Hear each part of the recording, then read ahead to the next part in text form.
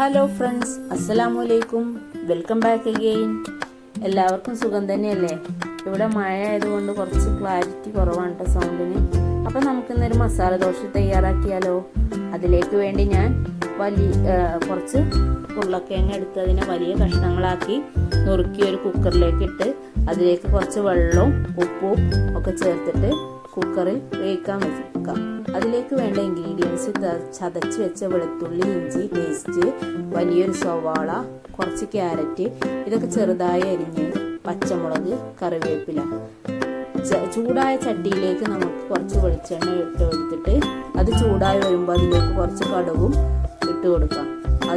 ആ കടുക് പൊട്ടി വരുമ്പോൾ അതിലേക്ക് വെളുത്തുള്ളി, ഇഞ്ചി പേസ്റ്റ് ഇട്ട് കൊടുക്കാം.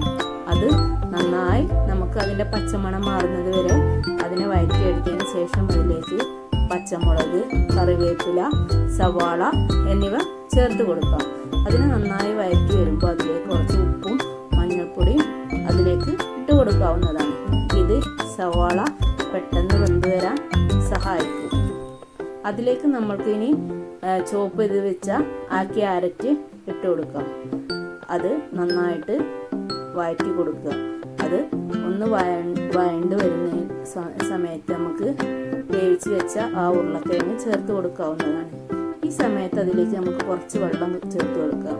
ഇത് നമുക്കത് ഒരു കുഴമ്പ് രൂപത്തിൽ ആയി വരുന്നതിന് വേണ്ടിയിട്ടാണ്.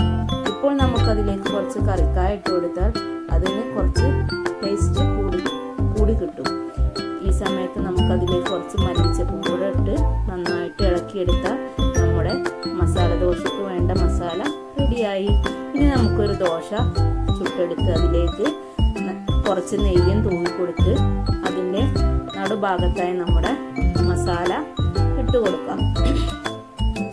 അതിനെ എന്നിട്ട് ഒരു ഭാഗത്തേക്ക് മടക്കി വെച്ചാൽ നമ്മുടെ ദോശ റെഡിയായി. ഇനി ഒരു ദോശ കൂടി ഞാൻ നിങ്ങൾക്ക് ഉണ്ടാക്കി തരാം കേട്ടോ. എന്നിട്ട് ആ ദോശയിലേക്ക് നമുക്ക് വീണ്ടും നെയ്യ് ചേർക്കാം. ഇത് ഓപ്ഷനിലാണ്.